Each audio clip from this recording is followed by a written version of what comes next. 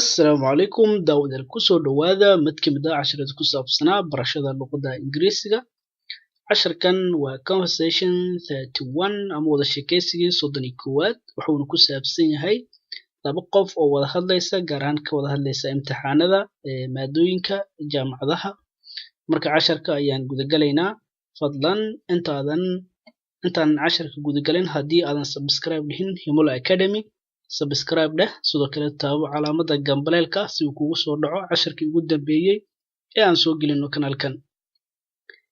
Waa hagaag waxaa wada hadlaya laba qof A iyo B.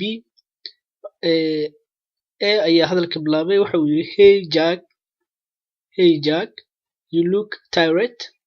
Hey Jack, you look tired. What is going on? Jack waxa la yiraahdaa marka waa magac wixii la rabo halka ayaa la gelin karaa. Hey-na waxaan dhahnay waa mid ka mid ah salaamaha luqadda Ingiriisiga. You look waxaad u muuqataa tired, qof daalan ayaad u muuqataa. What is going on? Maxaa socda? Maxaa jira? What is going on? Maxaa jira ama maxaa isku dhacaya ama sidee wax u jira marka? What is going on? It's finals week.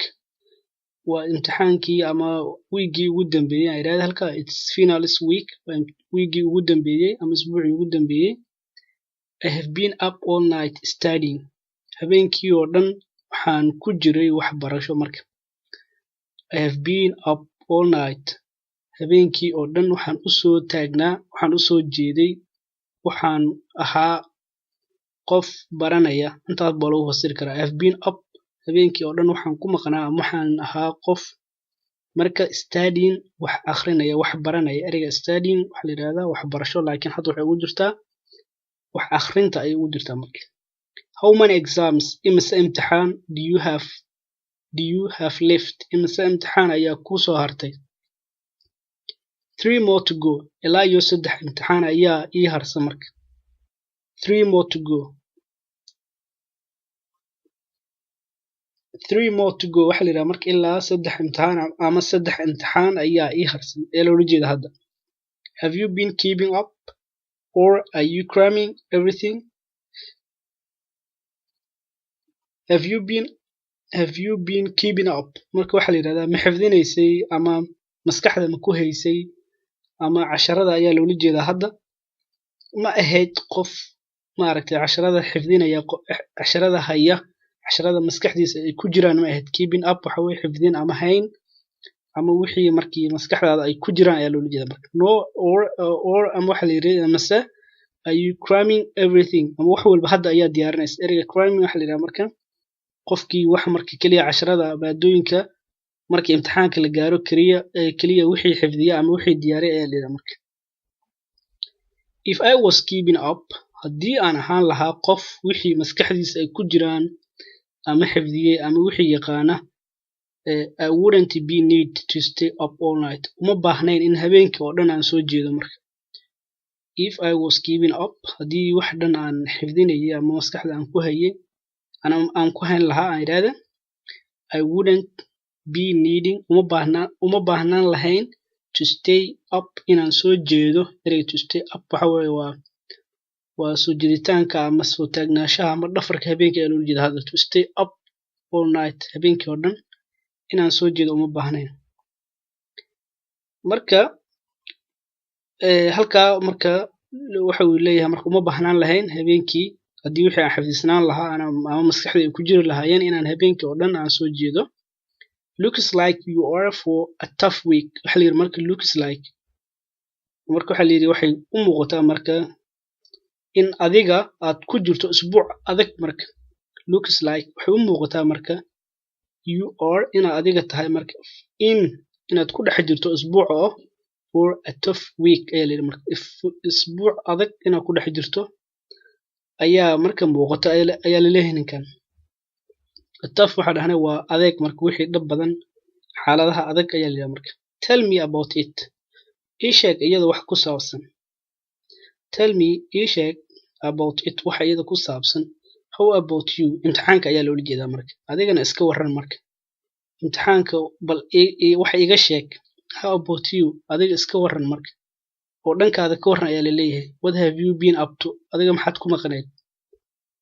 ninka marka wuxuu yiri aniga waan maartay habeenkii oo dhan wax baan soo jeeday wax baan akhrinayay marka wuxuu leeyahay bal adiga ii sheeg adiga dhankaada ka waran maxaad ku maqanayd adiga I finished one day waxaan dhameeyay marka my last final this morning imtixaankaygii ama keygii ugu dambeeyay my last keygii ugu dambeeyay final yani aakhirkii dhamaadkii kii ugu dambeeyay this morning ayaan galay marka subaxan ayaan dhameeyay ayuu ula jeedaa ereyga finished waxa la yiraahdaa marka dhameen wixii aad dhameysid ayaa la yiraahdaa marka so you are completely done ma waxay tahay marka in ku dhamaaday gabi ahaanba imtixaankii ayaa loo jeedaa marka so you are sidaa darteed ma waxay tahay dhamaanba waad sameysay miya ayaa la leeyahay marka so are you completely done ma dhamaanba ama asiga oo dhanba ma ka baxday oo asiga dhanba ma dhameysay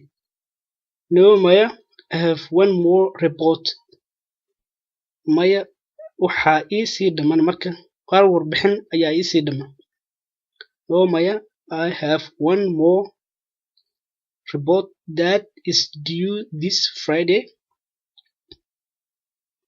maya waxa ii sii dhaman hal warbixin oo lagu wado jimcahan in marka la sameeyo ayaa loo jeedaa hadda marka no maya I have one more report waxa ii dhaman hal warbixin oo dheeraad ah hal warbixin oo kale that taasoo is due lagu wado this Friday jimcahan in la sameeyo ereyga Friday waa jimcaha marka waxa la leeyahay due to ereyga due to or due is due this Friday waxa loo jeedaa marka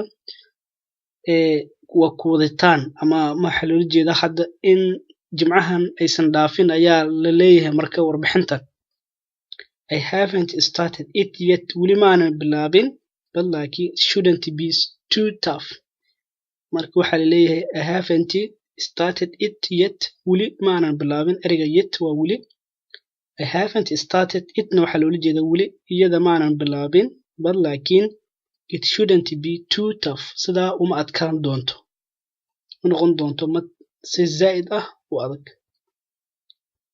how many pages imse pages ama baal ama book do you have to write ayaa lagaga baahan yahay inaad qorto marka ama imse book ayaa ay tahay inaad qortid inta baa la dhihi karaa how many pages imse pages ama baalal ama book sartu dhah do you have to write ayay tahay inaad adiga aad qorto it is a 10-page paper on habitual behavior for psychology 211 marka waxa uu leeyahay it is waxa weeye a 10-page paper waa 10 page oo warqad ah on habitual behavior oo ku saabsan for psychology 211 marka waxa weeye ama waxay tahay waa 10 baal oo ku saabsan habdhaqanka iyo caadooyinka dadka ee psychology-ga cilmiga nafsiga ayaa la yiraahdaa marka 211 kaliya waa raqam marka wax macna ma sameynayso waa maadada numberkeeda marka you wanna take one of my exams for me ma ii galaysaa mid kamid ah imtixaanadeeda you wanna waxa loo jeedaa you want or are you going to labada waa la dhihi karaa lagu fasiri karaa marka waa American accent marka you wanna ma doonaysaa take one of my exams for me ma ii galaysaa ayaa loo jeedaa Soomaali ahaan haddii aan dhahno ama bedelkayga ma ii galaysaa mid kamid ah maadooyinka ama imtixaanadeena iraada halka I would waan sameyn lahaa if haddii I could aan awoodi lahaa marka waan sameyn lahaa haddii aan awoodi lahaa but laakiin you know waad ogtahay that is not possible taa macquul ma ahan marka yeah I know waan ogahay marka if you need a help with your chemistry class haddii aad doonaysid chemistry fasalkiisa ama fasalka chemistry-ga I can help you over the weekend waxaan ku caawin doonaa ama waxaan ku caawin karaa I can help you waxaan ku caawin karaa over the weekend isbuuca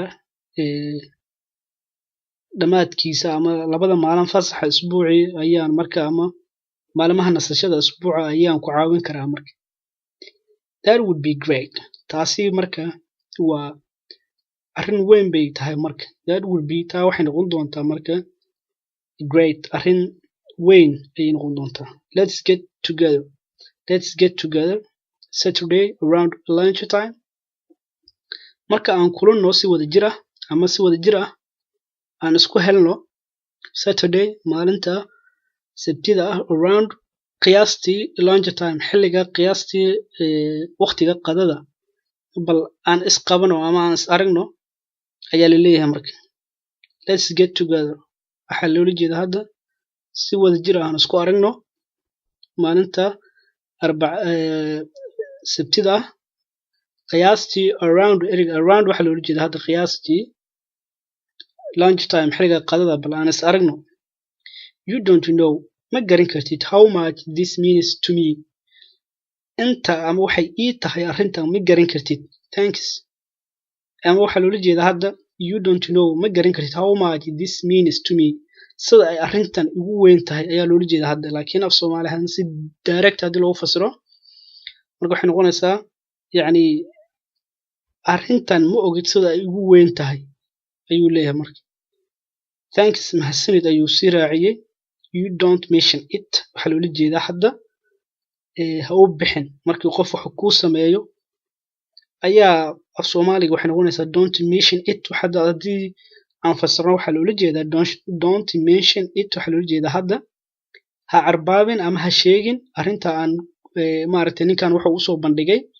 Laakiin af Soomaali aan haddii si kale aan u fasirno waxaan dhahnaa annaga ha u bixin markuu qof wax kuu sameeyo markaa leedahay ayaa marka waxaa leedahay markuu ku mahadceliyo ayaa waxaa leedahay don't mention it, yacni ha u bixin ama ha dhihin arrintaas waxba ha sheegin, waan isku leenahay oo kale ayaa loola jeedaa. Marka I will see you on Saturday, waxaan is arki doonaa marka aan ku arki doonaa Sabtida. Halkan waa eryaashii marka ama eryadii ku muhiimsanaa ee casharka ku jiray. Ereyga tired waxa dhahnay waa maaragtay daalay ama daalid, ereyga waa daalid laakiin hadda waa past.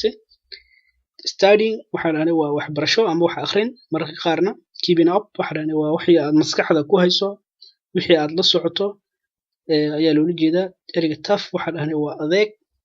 Don't mention it waxaa la yiraahdaa ha u bixin, ha arbaabin ama maaragtay ha sheegin marka wixii la carbaabaynin ama carabka lagu taabanaynin ayaa loo isticmaalaa idan don't mention it ayaa loola jeeda marka. Intaana cashar kale ku kulmi doono waxaan idinkaga tegayaa sidaas iyo nabadgelyo.